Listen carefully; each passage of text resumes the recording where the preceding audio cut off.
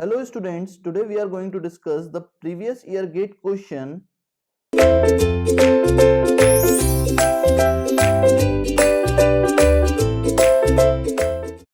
A coal containing 2% sulfur is burnt completely to ash in a brick kiln at the rate of 30 kg per minute.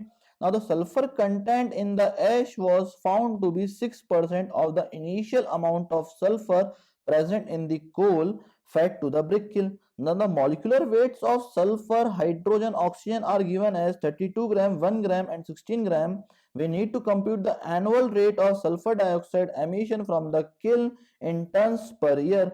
Now the coal burnt in 1 year is given as 30 into 24 into 60 into 365, because it is given in the question that the coal is burnt at the rate of 30 kg per minute, but we want this in 1 year basis. So we had converted this kg per minute into per year basis. So we had multiplied it with 24 into 60 into 365. It will be equals to 1.5768 into 10 to the power 7 kg. So the total coal burnt in 1 year will be equals to 1.5768 into 10 to the power 7 kg. Now the sulfur content in the coal that will be present. Okay, now the sulfur content in coal, it will be equals to what? 2% of the total coal. Okay, so we just take the 2% of the total coal burnt in 1 year. It will be equals to 1.5768 into 10 to the power 7. After solving this, you will have the value as 315360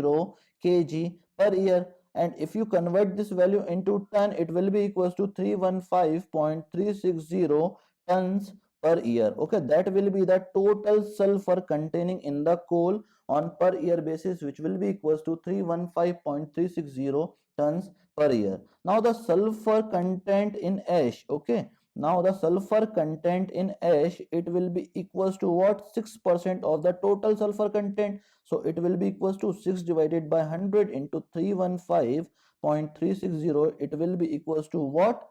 18.92 tons per year. That will be the sulfur content in ash. Okay, now how much amount of sulfur is converted to SO2? Now we need to compute here. Sulfur converted to SO2. Sulfur converted to SO2, it will be the difference of total sulfur minus sulfur content in ash. So we just write it as 315.360 minus 18.92. It will be equals to 296.44 ton per year. Okay, that will be the sulfur converted to SO2. Now we know the reaction, that is S plus O2 will be equals to what? SO2. Okay, now from here we know the value, that is 1 mole of sulfur will require how much mole of SO2? It will be equals to 1 mole of SO2. So we just put the value of molecular weight as well as the atomic weight. So the atomic weight of sulfur will be given as 32 gram of sulfur will be equals to 64 grams of SO2. Okay, now from this we can determine that for 296.44 ton of sulfur per year, what will be the total amount of sulfur dioxide in ton per year? It will be equals to 64 into 296.44 divided by 32. It will be equals to 592.88 ton per year. It means that for the sulfur content of 296.44, the SO2 quantity will be 592.88 ton per year. That will be the complete solution of this question. Okay students, now we can move to the next question, that is a landfill is to be designed to serve a population of 2 lakhs, okay, for a period of 25 years. It means that population is given and the number of year is also given. Now the solid waste generation is 2 kg per person per day. It means that the per capita solid waste generation is given as 2 kg. Okay, now the density of uncompacted solid waste is given as 100 kg per meter cube. It means that the density of uncompacted solid waste is given as 100 kg per meter cube, and a compaction ratio of 4 is suggested. It means that the volume before compaction upon volume after compaction is given as 4. Now the ratio of compacted fill, that is solid waste plus cover, to the compacted solid waste is given as 1.5. Now we need to compute the landfill volume in million meter cube required is. Okay, so we start the numerical by just writing the given quantities as population, which will be equals to 2 lakhs. Okay, and the number of year is given as 25. Solid waste generation by 1%, solid waste generation by 1%, it will be equals to 2 kg per day. So we just write it as solid waste generation by 1% equals to 2 kg per capita per day. Okay, now the density of uncompacted solid waste is already given in the question, which will be equals to what? It will be equals to 100 kg per meter cube. Now the compaction ratio is also given, that is the compaction ratio will be equals to what?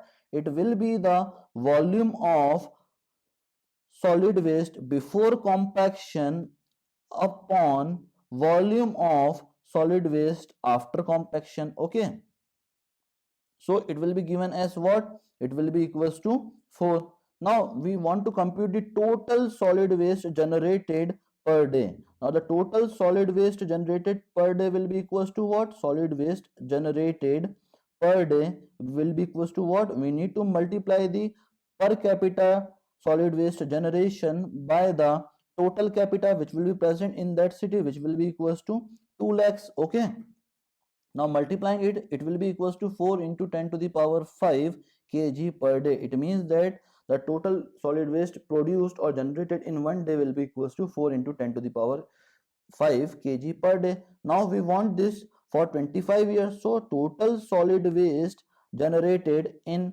25 years. Total solid waste generated in 25 years. Now we need to multiply this by 4 into 10 to the power 5 kg per day, but we need to compute this in per day basis or for 25 years, so we need to multiply here 365 days. So we had converted this on kg per year basis, and we need to multiply here 25, so it will be equals to what?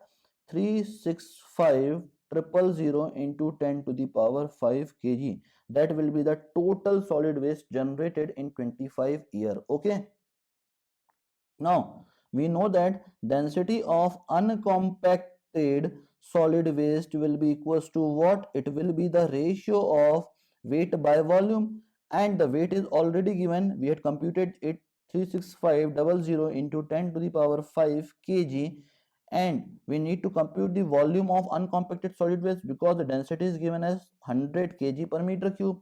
Now the volume of uncompacted solid waste coming from this equation will be equals to what? It will be equals to 365 into 10 to the power 5 meter cube. Okay,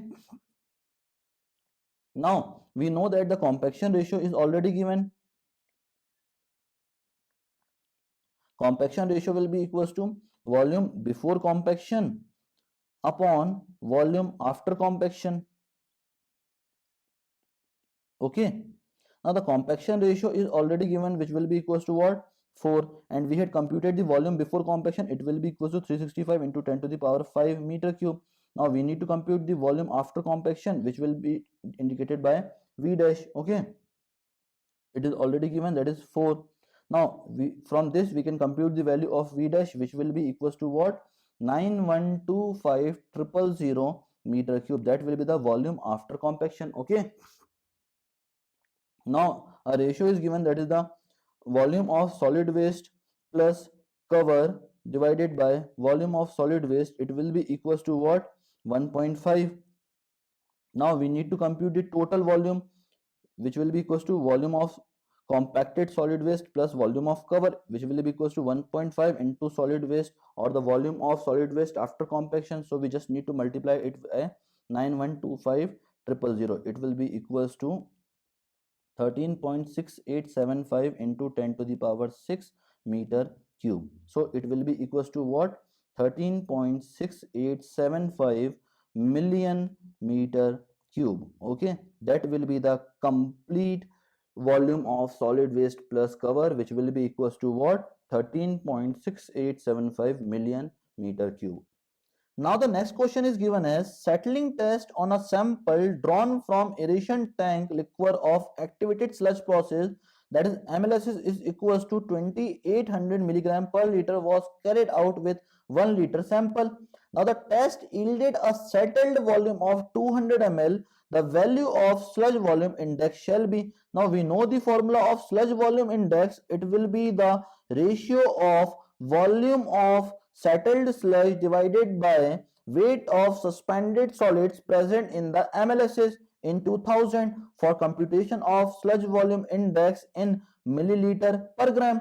Now we have the volume as equals to 200 ml and we have the value of MLSs which will be equals to 2800 into 1000 and the value will be comes out in milliliter per gram, and after solving this we will have the value of sludge volume index which will be equals to 71.43 milliliter per gram. That will be the sludge volume index for this question. Now we can move to the next question. Okay, now the next question is given as an analysis for determination of solid in the written sludge of activated sludge process was done as follows. A crucible was dried to a constant mass of 62.485. Okay, now 75 ml of well mixed sample was taken in the crucible. The crucible with the sample was dried to a constant mass of 65.020 gram in a drying oven at 104 degrees Celsius. Now the crucible with the dried sample was placed in a muffle furnace at 600 degrees Celsius for an hour. After cooling, the mass of crucible with residue was 63.145 gram. Now the concentration of organic fraction of solid present in the returned sludge sample is, okay. Now firstly what we have the weight of sample of 105 degrees Celsius or 104 degrees Celsius. Weight of sample of 104 degrees Celsius, it will be equals to 65.02 gram. Now we have the weight of sample of 600 or at 600 degrees Celsius. Okay, it will be equals to what? 63.145 gram. Now we have the weight of sample at 104 degrees Celsius which will be equals to 65.02 gram, and we have the weight of sample at 600 degrees Celsius which will be equals to 63.145 gram, which is already given in the question.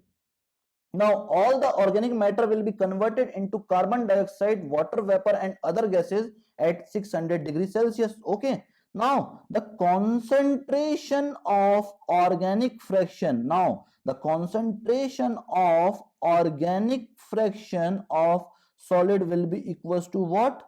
Organic fraction of solid will be equals to what? It will be the ratio of weight of organic fraction